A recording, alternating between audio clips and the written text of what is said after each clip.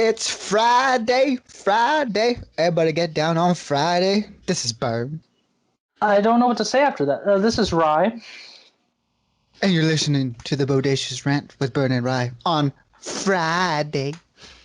You know, I use that song to annoy people, but you annoyed me with it, and I will not have it. We will not have it. Like the great M'Baku said, how have you been, my friend? How are you dealing with all the fires and the smoke and the pollution and apocalypse essentially going on? Well, it's on the one hand it's bad, but then on the other hand it's like I'm living in a real life Blade Runner. It's crazy.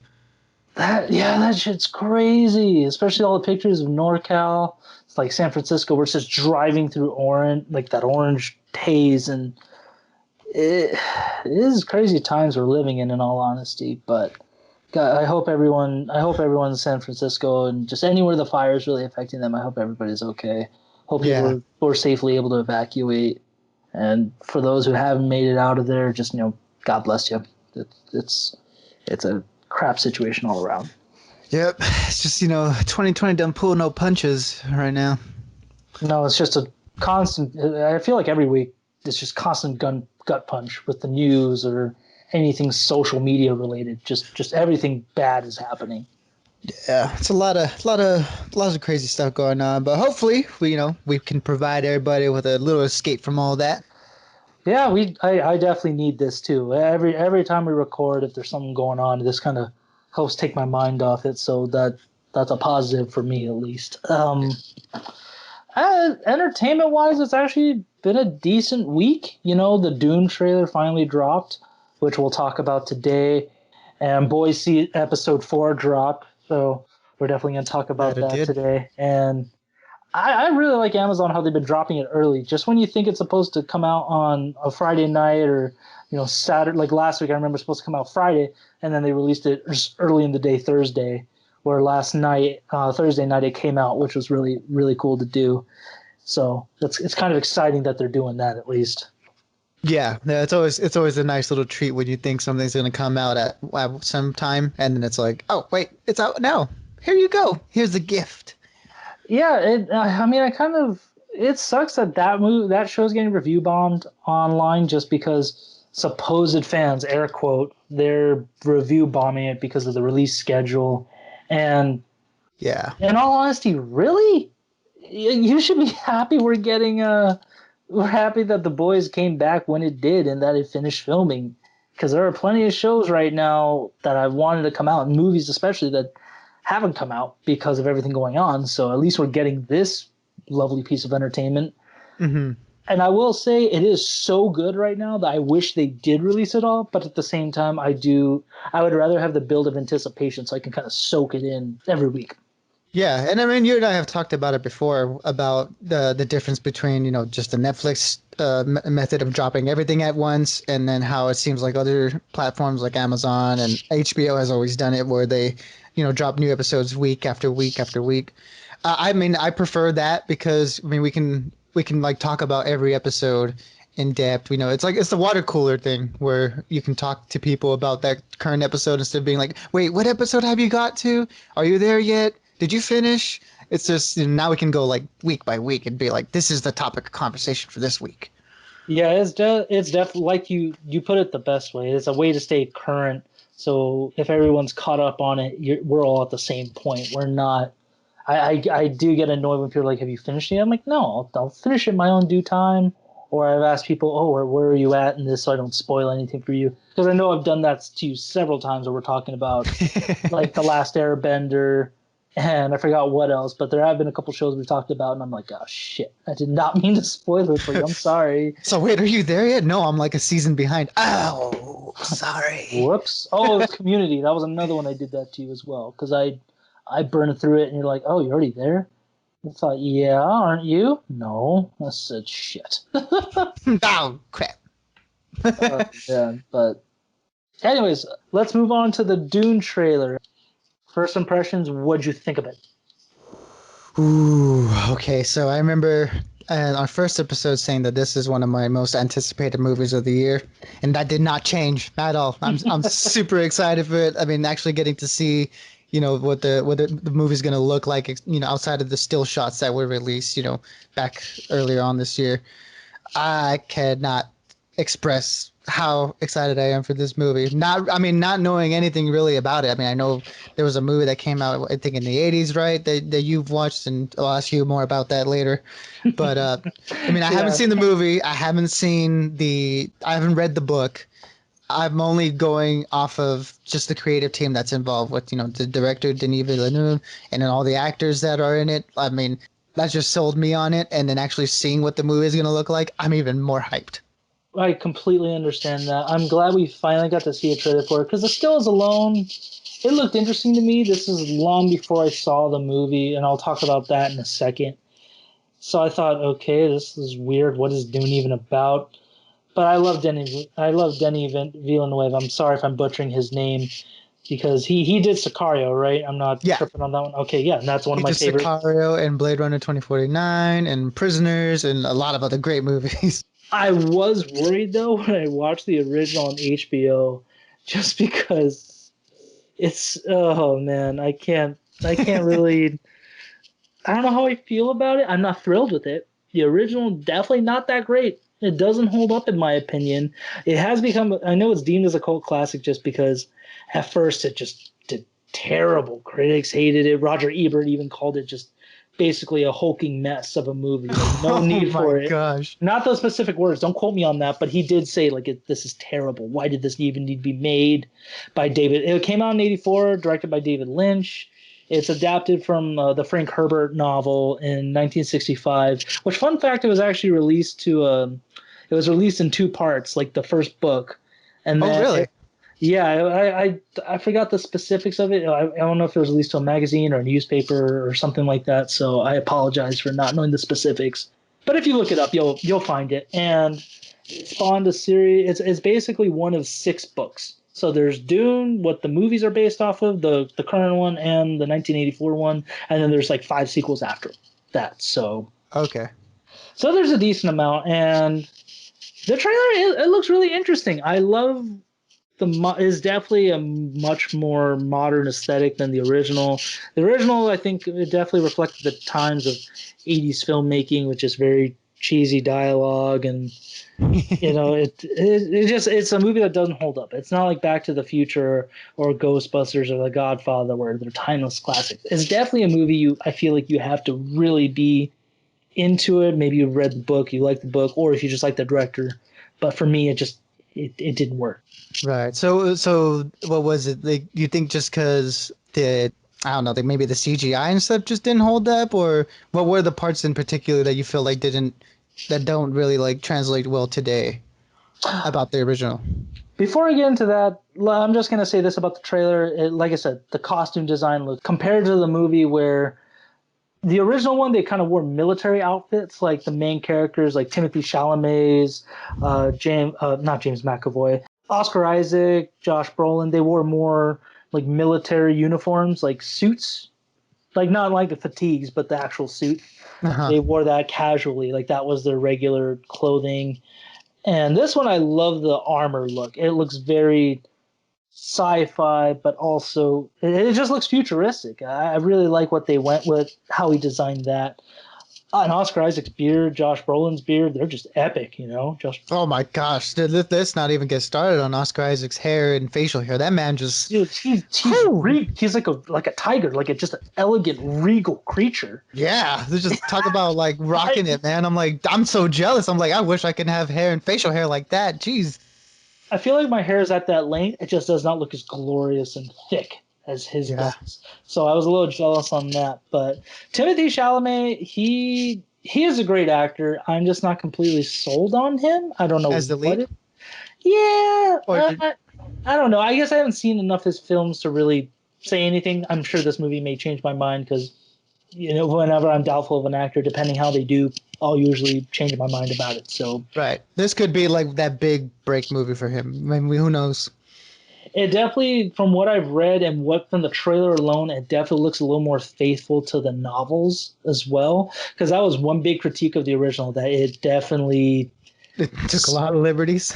It not only took liberties, but it left a lot of things out. So it's like taking liberties, but also just leaving a lot of important bulks of the novel out of it, because it's only a 2 hour movie, and for the book to originally be set into two parts, essentially, I know Denis Villeneuve, he wanted to honor that, so he pitched it to Warner Brothers and said, "Please let me do this as a 2 part movie because I can't cram everything into one." And they said, "Okay, that's fine." So the second one is not greenlit as of now, but I think it's like a silent agreement. Like, okay, if it's 2 parts, especially if this one does well, you'll get your second part, no problem. Okay. So that's a good sign. And what I loved about the trailer too is the cast. Again, like we were talking about Oscar Isaacs and Josh Brolin's beards, but everyone looks just fantastic. Like their best. Like just like Rebecca Ferguson, gorgeous as usual. Jason Momoa, he is again like another just, Gorgeous as usual. yeah, he's first time I've seen him without a beard in God. Yeah, that was a trip.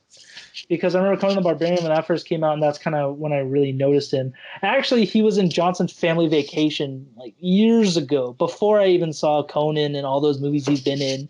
It's kind of funny because he was so much younger than that, but everybody just looks great. I can't speak to that enough. Zendaya looks fantastic. Javier Bardem looks like a real nomadic character, which I'll dive into because I want to talk about the plot of Dune in general if nobody knows what it's about. So especially since you haven't seen it, I just want to kind of maybe fill in the gaps for you. For sure. So far from the trailer, I'm really positive, but let me dive into what the movie's about and why I just didn't like the original. And people take that with a grain of salt. If you want to watch the original, it's on HBO Max, just to maybe fill in the background for Dune, or if you're just curious and just want to watch it, you're more than welcome to. Just take my opinion and my negativity on the film with a grain of salt, as usual. Yeah, it's just an opinion. So the movie essentially is about this takes place in the year 10,191, so vastly into the future. Damn. In a completely different galaxy from what I can tell. And Dune is the planet that the movie takes place on, essentially. It's called Planet Arrakis, and that's the home of a native people called the Freemen, which is Javier Bardem's and Zendaya's characters. That's where they live on. And the whole point of this planet, why it's so special, it's a completely desert planet. Think of Tatooine, essentially. Okay. There's no rain, there's no water there, just complete desert all the time. It's just full of sand. We all don't like sand. It's coarse and rough and it gets everywhere.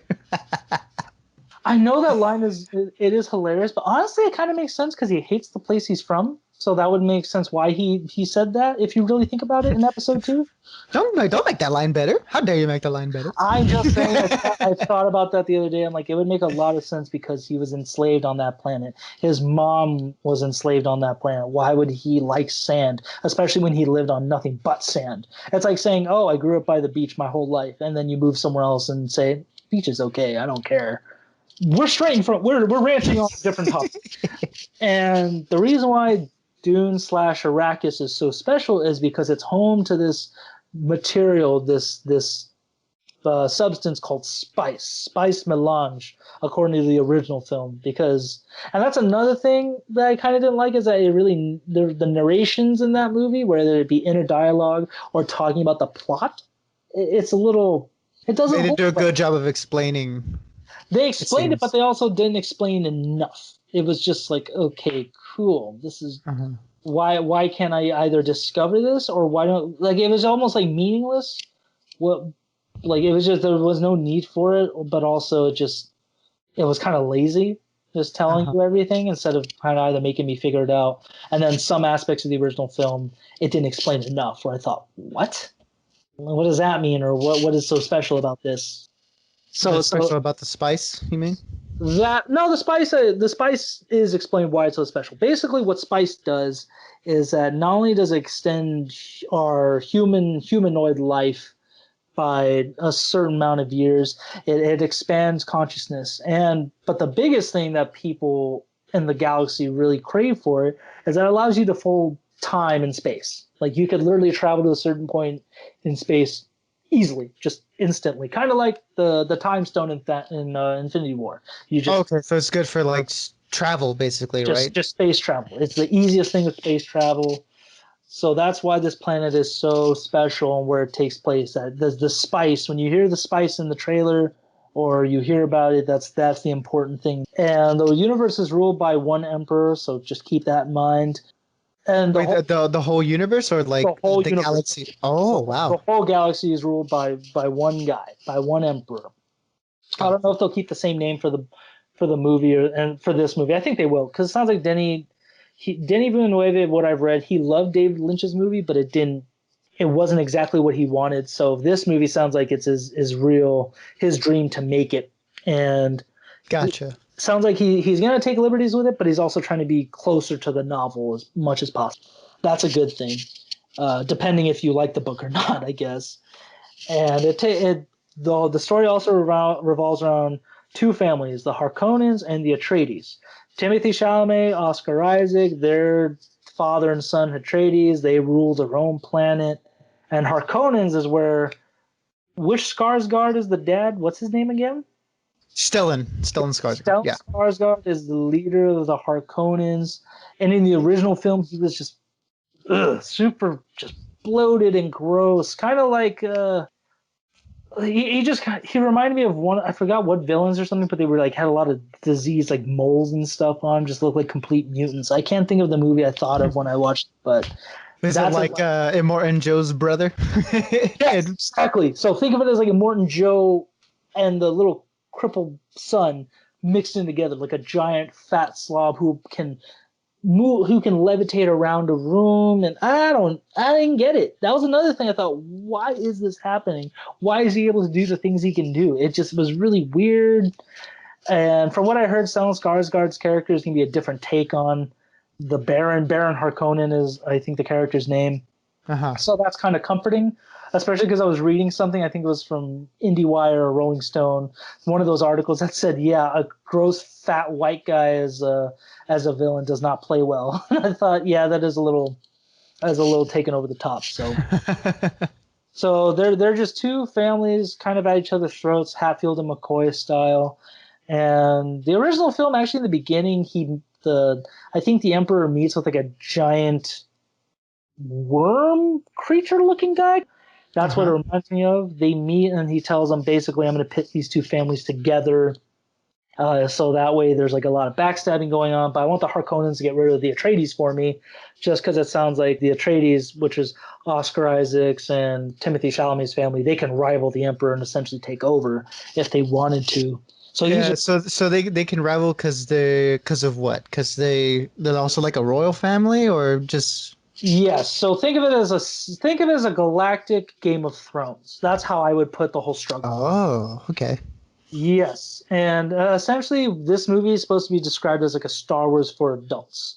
Like that's the whole point of Dune in that sci-fi world is that it's a much more adult Star Wars. And the more I thought about that, I thought that's pretty fair. I can agree with that, especially because Jason Momoa's character Duncan Idaho is like a sword master who fights for Timothy Chalamet's family. He's also kind of a mentor besides Josh Brolin. Mm-hmm. Josh Brolin's like his Alfred, Ra's al Ghul, Obi-Wan Kenobi for Timothy Chalamet. So Okay, like a mentor character. exactly, and he's also like the right hand to Oscar Isaac's Leto. I think that's a Leto Atreides. That's the father's name. He rules over the House Atreides, and yeah. So the original movie, the Emperor sends the House Atreides to take over operations on Dune, like to take care of the spice farming or the mining of the spice and all that good stuff. And the problem is with Dune, think of it as you remember Beetlejuice and Tremors. Do you ever see those movies? You remember? Yeah, I did. Okay. Well, Beetlejuice you have to have seen, but Tremors I know I don't know if everyone's seen it. With Think Kevin Bacon's, of course. that's another guilty pleasure.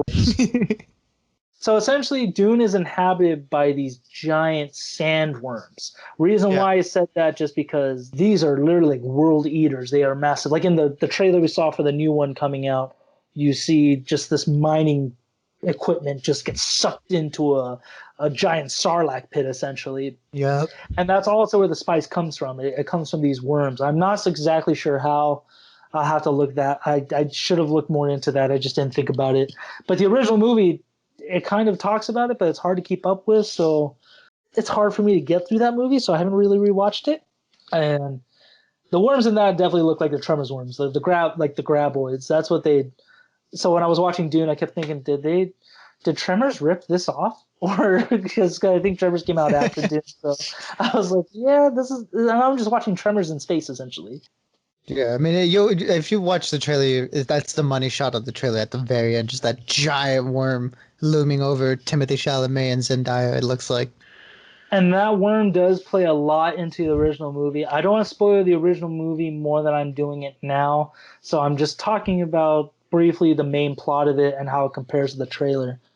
And and also what I did like about this trailer, what I love that Denny Villeneuve did was that the scene where Josh Brolin and Timothy Chalamet kind of spar with each other. The suits are what that whole fuzzy look that it's supposed to be doing, that like constantly phasing thing. That's a battle suit that they designed besides their armor to stop bullets or some sort of projectiles, and that's why they wear armor, that so it can try and help them protect against like stabbings and stuff like that, because those suits aren't designed to stop someone with a knife or a sword. Right, And it's supposed to like I remember you sent me like an article that kind of explained it that it's meant to deflect and block off projectiles and things that are coming at it quickly, right? But not something that's coming at it slow. exactly, so if you're going to stab somebody, definitely not as fast as a bullet or a projectile. So that's the whole point of that. And in the original, another thing that turned me off watching it was that Patrick Stewart was actually in the original, so that's kind of one of the saving graces why I liked it. He was Josh Brolin's character, so I'm glad at least they got another great, high caliber actor to portray that character. And again, so in the original, those battle suits, they were depicted as giant cubes over the actors, and Okay, so they were like boxes around them. yeah, like a CGI Gumby, where there's just like a Um, giant block around them that it muffled their voice, like there's like the cone of silence from Get Smart. Think about oh, okay. that. Chief, I hit you in the head with a fire extinguisher. No, no, no, we're not ready yet. He wants out. Out. No, nah, we're turning this off. That's exactly the concept of the original. Like that's how it really looks, except just more colorful and square-like. So I definitely love what the the whole point of the suits in this one. In the new one, yeah, it Yeah. does look really cool. So, and then another reason, like I said, I didn't like it is that towards the end of the movie where they get to Arrakis and a whole lot of stuff happens. You know, I'm not gonna get too deep into it, but basically, Paul Atreides, Timothy Chalamet's character, who was actually played by Kyle McLaughlin. I can't. McLaughlin, yeah. Yeah, that was actually his first movie. I didn't realize it, but I thought, oh man, no wonder he's young. But because I loved him in the Flintstones. He was a good villain in the Flintstones. So I thought, oh man, he was young, and I didn't realize that was his first movie. So that's kind of crazy. When he meets with the Freeman, that's who Javier Bardem's and Zendaya's people are. Those are the natives to Dune, and Uh-huh. the reason why their eyes are so blue is because being native to Arrakis, they've absorbed spice. Like spice has just become a part Mhm. of them. So that's why their skin is a little bit darker. Their eyes are super blue because they are infused with it. So they're almost like superhuman natives of the planet. So I know you said that the spice helps you live longer. Do the people like do the natives tend to live longer lives than like I guess everyone else in that universe? I don't remember if the original touched upon that, but they did say it does extend life, so maybe it does. And given a desert planet, I think spice. You find out in the original that spice definitely is used for more survival purposes. So not only does it extend life, but I think it's kind of like a vibranium in Black Panther, where yes, it's a protective, it's a valuable substance, but it has so many more uses than just what the movie first describes it as. So Gotcha. That's a good way to put it. I would equate it to this universe is vibranium. It can be used for so many things, but it's basically essentially to help extend life and just travel in this world.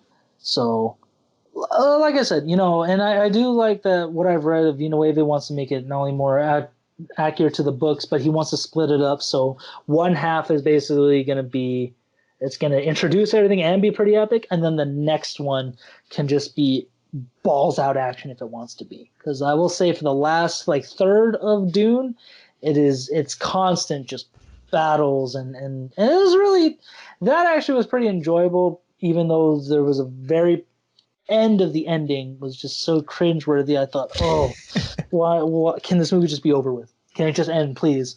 Just because there's one fight scene, and I just was like, oh, I can't watch this. This is so bad. Oh no. But again, that's just me. If you decide to watch it, I would love to hear your thoughts on it, Burn. Especially everybody else. If you want to watch it, like I said, it's on HBO Max. I don't know for how much longer, because HBO does kind of cycle through movies and shows from time to time. It's if you're interested in Dune, you kind of want to get a background and want to see what this current version is going up against. By all means, please watch it. I'm not gonna, but at the same time, you don't need to. Right, like so like if you're curious and stuff, it's a good one to check out, but it's not like required viewing because this one's essentially going to tell the same story, right?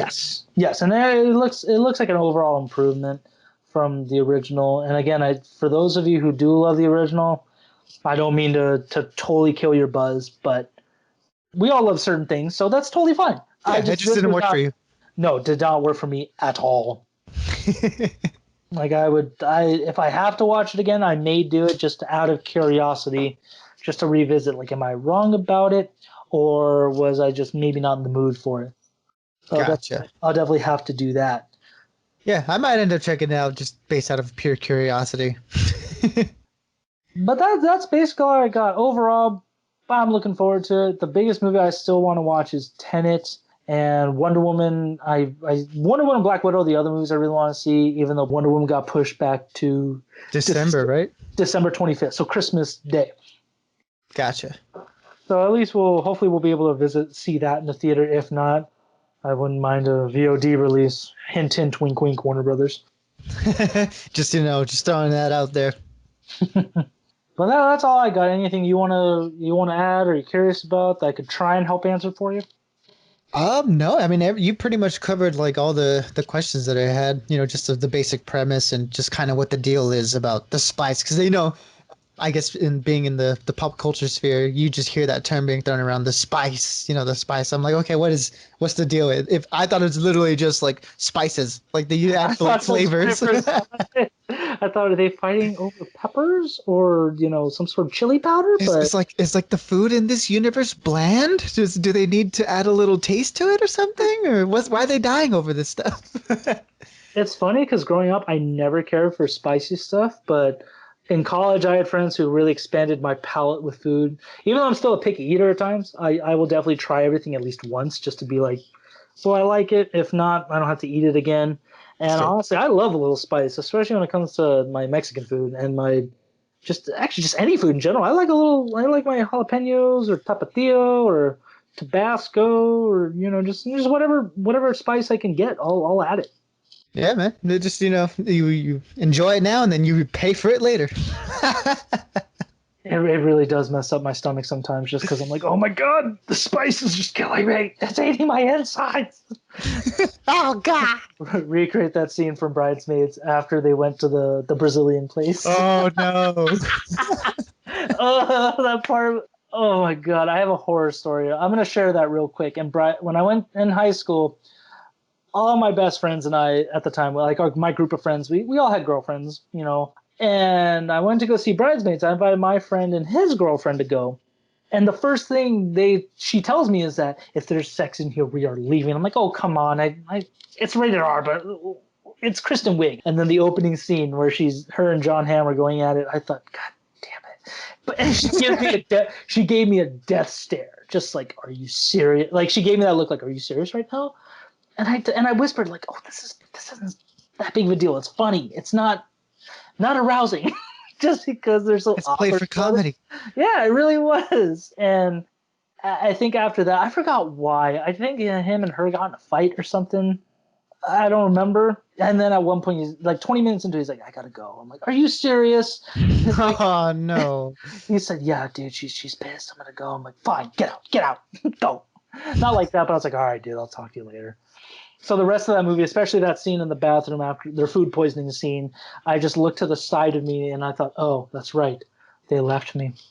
That happened to me a couple of times in that movie. That should have been one of my least favorite experiences talking about the movie theaters, that my friends just ditched me because whatever feud they had going on. But I still love Bridesmaids, though. I don't care. That movie I'm not scarred by. Yeah, no, it's one of the funniest comedies.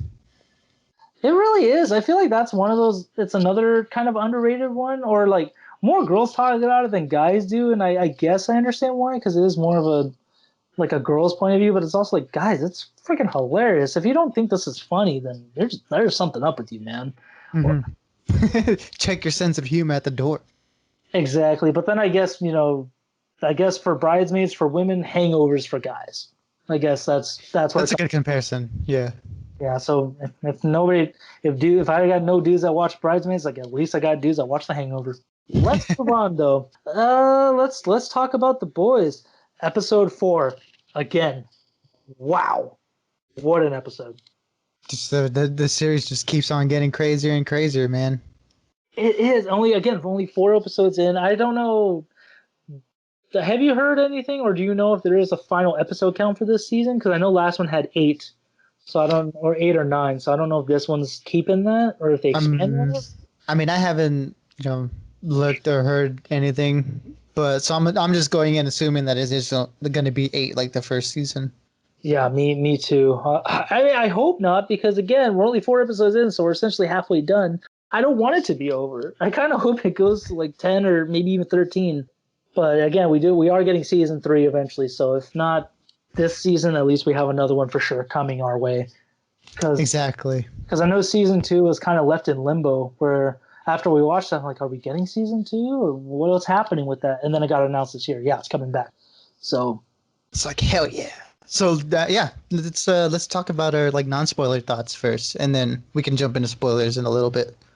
Yes. So non-spoiler thoughts. Again, I love the direction it's going. It definitely was a nice change of pace from the first 3 episodes.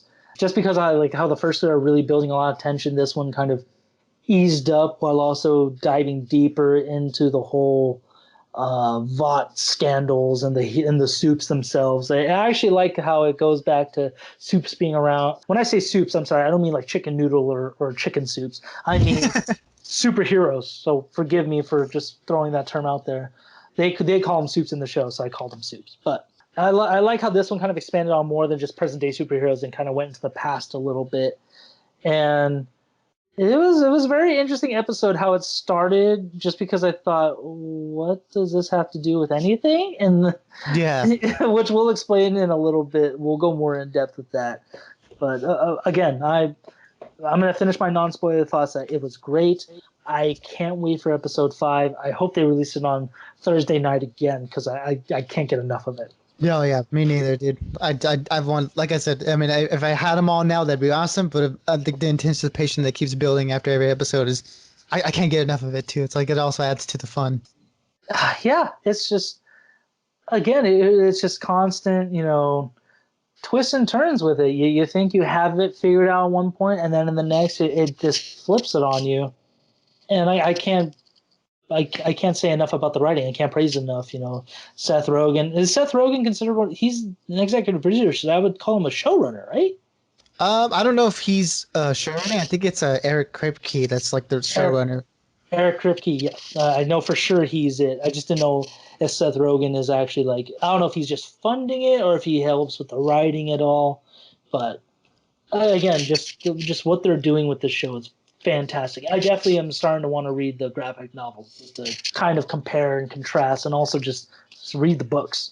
Yeah, I mean, I haven't read any of the books. I've just, read about them here and there on like certain like comic book websites and stuff that will just post something about the boys and stuff. But I mean, what you said, I can't give enough praise to the writing where, yeah, again, you think something's going to go one way and it does not go that way at all. It does such a good job of setting you up with these expectations of what's going to happen to characters or, actions that happen in the show. And then it just completely subverts it and does it in an interesting way to where you're like, I can't even predict what's going to happen in the next episode.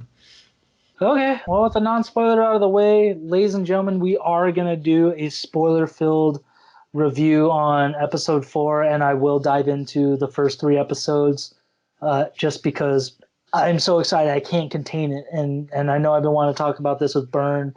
For those of you who want to stick around, please do. We're just going to talk a little bit about this episode, what really got us, and maybe a couple of things from the other episodes.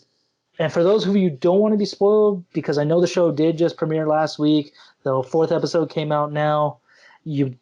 This is where we part ways. Which again, as usual, I can't thank you guys enough for listening in. And we again keep comment what you guys want us to talk about, or if there's anything you agree with us on. We're more than welcome to listen in and keep the conversations going. And again, we'll see you guys soon. Exactly. Yeah. Just let us know about your thoughts on the other stuff that we talked about today. Are you excited for Dune? Just let us know. Please do. Keep, and for the non-spoiler leavers, not keep being bodacious and keep on ranting. Yeah. Keep on keeping on. But now let's dive into the spoilers. So right now, episode 3 is still my favorite, strictly because Stormfront is just like when she started getting Kimiko and her brother, I thought, okay, that's fair game. You're destroying an apartment building in the process, but whatever, it happens. But then when she started killing that one family in that apartment, the first apartment, I just thought, what is your problem? What did they do to you? Oh yeah, she has a complete disregard for like passerbys or just bystanders that get caught in the wake of her superhero, quote unquote superhero, actions. Especially in the first 3 episodes, how in like the 2 previous in the beginning of the third, where she's talking to the crowd on social media about we need to stand up, women need to be empowered. There is no difference between women. Like she's definitely like a metaphor for the Me Too movement, essentially, where in superhero, like in that world, superheroes are mostly dudes and women are still kind of seen as not as held to a high standard as the men are. I guess would I be accurate in saying that? Yeah, there is a level of I guess misogyny and stuff within the boys. I mean, not boys, sorry, the seven themselves and Vought in general. Yeah, especially that scene where they're writing a movie on how the seven came together, their origin film, which again is just pretentious. It's like they're alive. You don't need to make a movie on them while they're alive. But yeah, just and then she points out the fact is like, can you stop writing like women are just Michael Bay plot tools essentially, where they're just only good for being sexy or being stupid and stuff like that. And I thought, okay, I can get behind this. Oh yeah, like she tries to put on this face where she's someone like fighting for social justice and all that, but deep down she's just as much of a bigot as the people that she's trying to say that are bad. With the her comments that she made to Kimiko's brother, and then the comments that she made in the flashback where in this episode where she beats up I forgot the lady's name. I think Dawn is the woman's name, and she beats up. She kills her brother. Yeah. Yeah, which again is just like this hero Liberty Bell. Liberty or Liberty? It was just Liberty, I think. Liberty, yeah. She just beats up on this guy because his car was supposedly used in a robbery when this brother was just taking her sister home on a rainy night, and she just busts his head open, literally. Like it's a horrifying thing when she came out just to look at her brother dying, and his face is torn apart strictly just because of impact, and that's a terrible thing to see. Like, and the actress who played the sister did such a great job portraying that. Even as an adult, she's still haunted by it and can't quite get over that. And like the 2 lines that hit me the most in this episode were, you know what happens when a black person calls on a white hero in this area? And then after she tells her stories, like, you know how much they told my dad to keep quiet, they paid him and he took the money, $2,000. That's how much my brother's life was worth. And it wrenched, my gut was wrenching when I heard that, just thinking, damn, that is pretty awful to hear that your brother died at the hands of a hero when it was when he wasn't doing anything wrong. And you only got $2,000 for it. Even in like the 50s or 60s, whenever it took place, it's still just horrible. That's not enough. Yeah, no, just like the complete disregard for, again, normal people in this universe and how the superheroes can get away with whatever they want just because based on the fact that 1, they're super powered, and 2, they're backed by this like really big company, so they essentially untouchable, which is again scary to the normal people in the universe. And I just gotta say, besides the writing, one of the big positives of this show I can't express enough is the use of violence in the show. With something like this, this is back to before even the first season came out, just hearing about what the show was going to be about. I thought it was going to be like, okay, this is just going to be rated R superheroes. Like, oh, we're just going to get this, glorified violence, seeing all these heroes do these bad things. And that's just going to be the shtick of the show. But it's absolutely not. The way they use violence in the show is shocking, and it always adds to the story where, it's never just done just to be done. Like, oh, look at the superhero ripped this dude's arm off. Isn't that crazy? No, like we see, like, this violence that they inflict hurts other people, and again, it just pushes the story forward and gets you on the side of the boys, even though they're morally a little compromised too. So, again, it's just like a lot of these gray areas that the show likes to you really really dig into, and again, the violence, the way they use it is always effective because it's always done for the benefit of the story. Yeah, I can't agree with you more. It really does. The violence, yeah, like you said, it's used to propel the story, and also it really just kind of shows the almost the nature of these heroes. Like in the first episode, we finally got to see Black Noir in action, where he just again Zero Dark 30 is essentially this house of where the soup terrorists or super villain that Homelander wants to refer to them as, where he just tears a guy's mouth off, slits a couple throats, takes an explosion into the face where part of his bones are showing and his suit is just torn in half essentially. How he's done some terrible things, but that little girl, like we were talking about earlier privately, that he tries to kind of calm this kid down, like it's okay, just don't worry, like I'm not gonna hurt you. And While he's holding the severed head of her father. yeah, it's one of those things that it's such a gray area where like Black Noir is a definitely good metaphor for that they're capable of such atrocities, but they still have a certain humanity to them. The only one that really is disregarding that are Stormfront and Homelander. And the Homelander situation this episode was creepy. Oh my gosh, yeah. I Was can't. not expecting that. The return of Doppelganger is still. Why would you do? I just couldn't do it. I mean, I guess they have needs, and that's understandable. I don't know, man. Just the more and more the show goes on, the weirder and weirder Homelander gets. And I mean, I'm here for it. It's just like he's such a fascinating character to watch, and he just gets, like, again, like I said, he just gets more and more unhinged as the show goes on, and him having Doppelganger change into Madeline, right? Madeline Stillwell. Madeline Stillwell, yeah. Yeah, change into Madeline. That was just like what is going on right now? This is off the chain.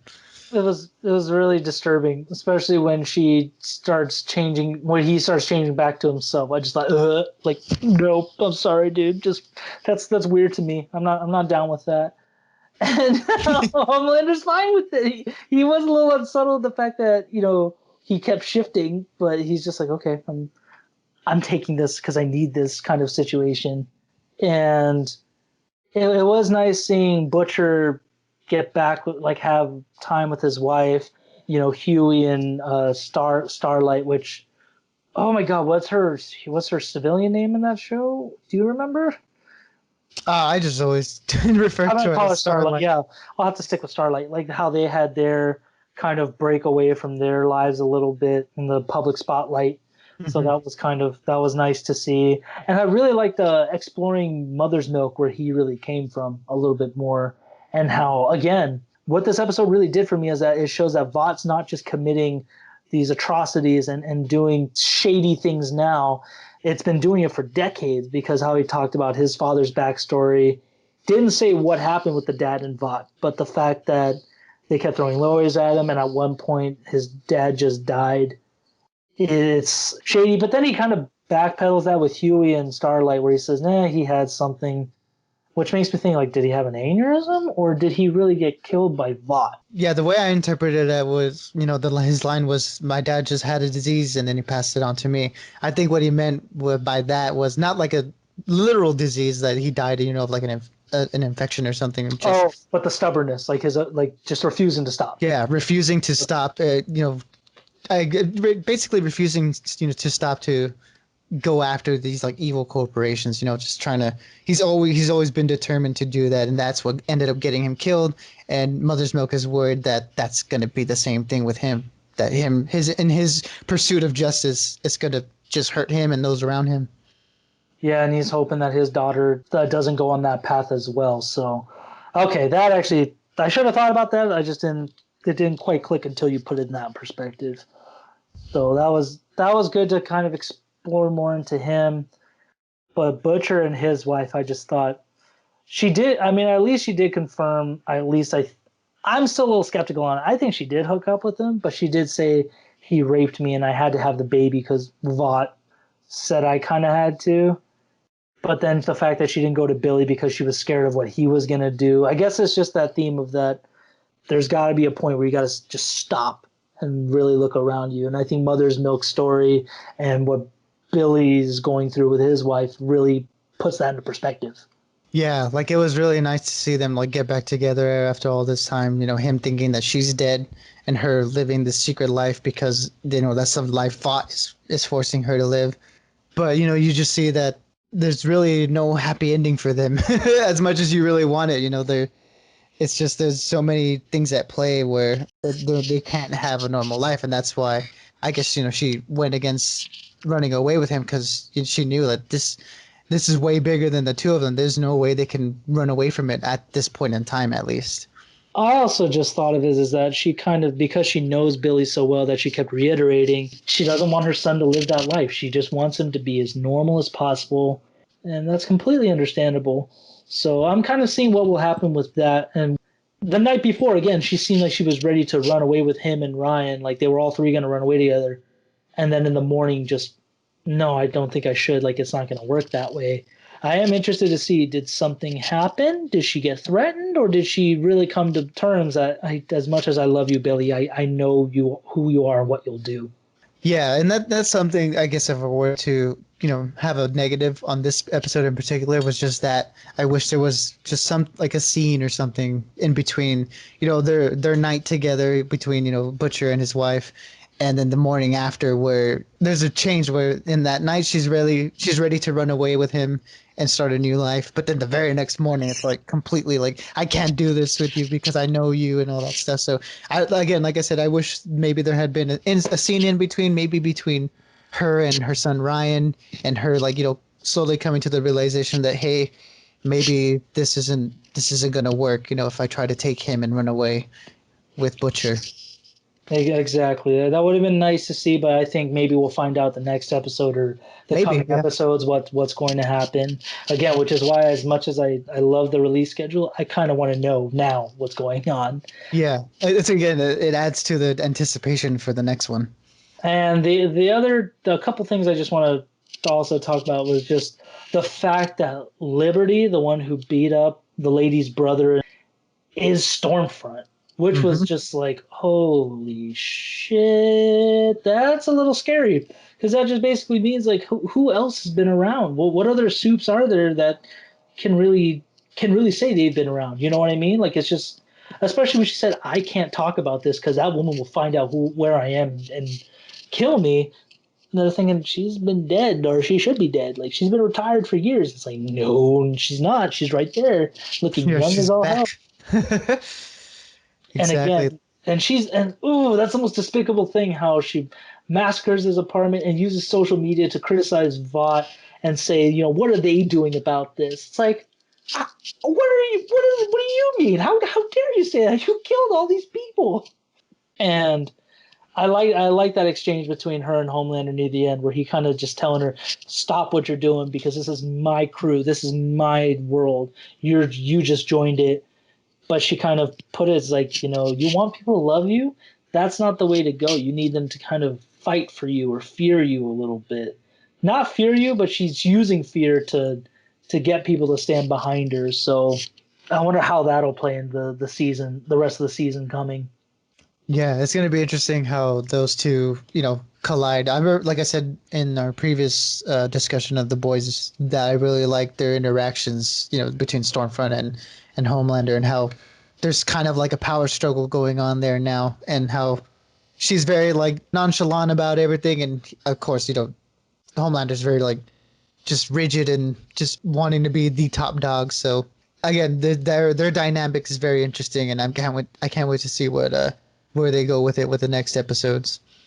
I gotta give so much love to Anthony Starr just because he does such a great job as Homelander, and then when Doppelganger turned into him because the whole thing about I don't need anyone else but me, and he transforms into him thinking, oh, is that what you want? You want to make love to yourself? It's like it's creepy because Anthony Starr's talking to himself. It's that thing where the actor's playing both parts, but it's not the same person. Like it was just kind of one of those things that was just messing with me mentally. Like I couldn't. I was cringing the whole time, but. It was such a great job. He is a fantastic actor. Oh yeah, definitely. Hopefully, come Emmy season, he gets some recognition because his work in this show is fantastic. Yeah, easily the best actor in the show right now, and that's coming from a person who hates his character, but I love him as an actor right now, and I can't wait to see what the rest of the season unfolds. I really also liked about this episode before we finish is the deep interviewing of the women. Because I like Yeah, how it's talking about they're using their scenes to talk about like relationships and kind of playing out, the part like pacing of the episode, and then the last one, Gianna, just I think a woman should give up everything for a man, whatever he wants. It's like okay. And then Deep is just like all obsessed with her, like she's the one, she's willing to give it all up for me. he's getting all hot and bothered. Uh-huh. I'm getting the feeling that the Culture of Light. I forgot what that group is called, but they're definitely like a Scientology group within the superhero universe. That's the vibe I'm getting from them. Yeah, that's the vibe I'm getting too. That exactly like you said, they're the kind of like a cult that it seems like they do a lot with superheroes. I don't know, maybe we'll see. I'm sure we'll dig into a little more with the upcoming episodes, but yeah, there's something very off about them, and I can't wait to see what happens with the Deep's character and how that progresses. Yeah, especially when these women are being interviewed to be his wife. Yeah. That's a little creep already. So I thought at first it was like a therapy thing for him, and they're just trying to help him out, like a consulting group. But now I'm starting to think they have a means of their own ends too. That Hmm. if he does get into the seven, are they going to brainwash him? Is he going to bring their values into it for whatever? We'll have to see. So, and I think that'll about do it for me for this one. What you think? Yeah, no, just I'm very excited to see what goes on. There's a lot of things that I'm very interested in because of the way this episode ended. Like one, what's going to be Butcher's motivation now that he tried to get his wife back and she's not willing to go with him. Two, what is going on with the Deep in that cult. Three, I'm very curious to see what happens with A-Trade now that he's kicked out of the seven. Yes. So Yeah, so again, there's a that lot of things that happen in this episode where they kind of let these plot lines they're kind of splitting off these characters into their own different character arcs. So I'm very excited to see what the comes up between them. and I'm interested in seeing what's gonna happen with Starlight now that she told Huey like we kind of need to stop doing what we're doing because she's getting like Homelander's definitely suspecting her more, especially after he almost like killed her on the elevator. That was a little scary. And I love the exploration with Black Noir. I really want to. I hope we keep expanding more on his character and what his arc will bring because there is more to him, especially when he found out about Compound V in episode 2. And I thought he was laughing, but it's become more clear that he was sobbing in his suit, which is kind of crazy because he is the scariest among the seven besides Homelander. And it's like it's almost there's like a childlike essence to him. There's Hmm. again this season is just I can't praise it enough. It's done so much more than what season 1 did, and I can only expect great things from the rest of it and season 3 next year. We'll talk about the next episode next time. Again, for those who stayed in and listened, if there's anything else if you've liked about season 2 so far, please shout out in the comments. Well, I'm not trying to spoil it for everybody, but just let us know if there's anything else we should talk about, or if you guys agree with us on what we like about it so far. We're open. Don't forget to share, like, and subscribe, all that good stuff, please. Exactly. Keep the conversation going. But that'll do it for me. This is those good times. It's always good times talking to you. Hopefully, we'll keep getting better towards the end of the year. Hopefully, the darkest is getting past us and the dawn is coming, as you will say. And yeah, but everybody else, for those who stuck around, keep being bodacious, keep on ranting, just be as positive as much as possible. Keep living. Exactly. Be safe and be good to each other, y'all. Exactly. But that'll do it for me. Peace out, my brother. Adios, man.